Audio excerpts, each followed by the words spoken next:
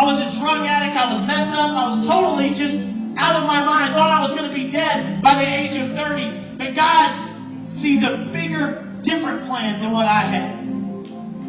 And through that plan, now all of a sudden I become a youth pastor. Then I get married. Then I have kids. And every day I wake up and I still can't believe that He still picked me. I still can't believe that I'm in the spot that I'm at.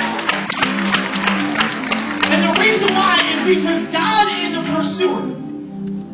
He's been pursuing people since the beginning. In Genesis 3, when they fell, it didn't say that Adam and Eve went looking for God. It said God came looking for Adam. When He needed to deliver His people out, it didn't say that Moses went looking for God. It said that God showed up and met Moses in a burning bush. David was just seeking God, but God pursued David, and He put up his brothers, and He said, listen, and He sent the prophet to him, and He said, listen, it's one of these guys, and they put up all the brothers, and He said, no, it's none of these guys.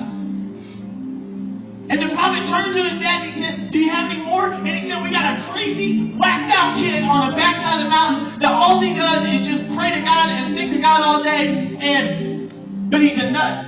He's completely lost his mind. And they brought him up, and God said, that's the guy. God went after David. In return, David was a man after God's own heart, and he pursued God. Listen, we were all headed down the wrong path, but the greatest pursuer was Jesus. And the greatest person, He said He came. And I love it. It's in John 15.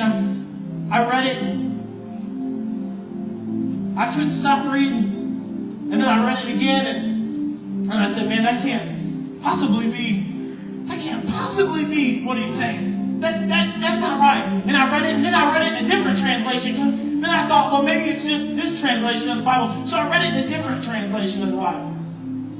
But in John 15, verse 16, and this is, let me tell you something, this is for every single person that's sitting here. Listen, the reason why people always said, oh man, I couldn't do this or I couldn't do that. Let me tell you something. The reason why you ain't dead yet, the reason why it ain't over, is because God's not done with you yet. That's why it's not over.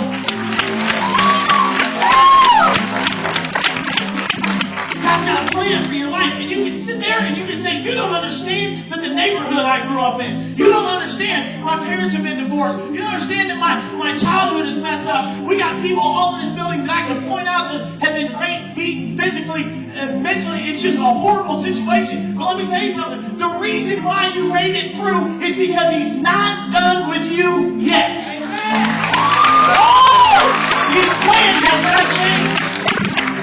And I'm not downplaying the things that you've been through, but I'm telling you, here's the great news.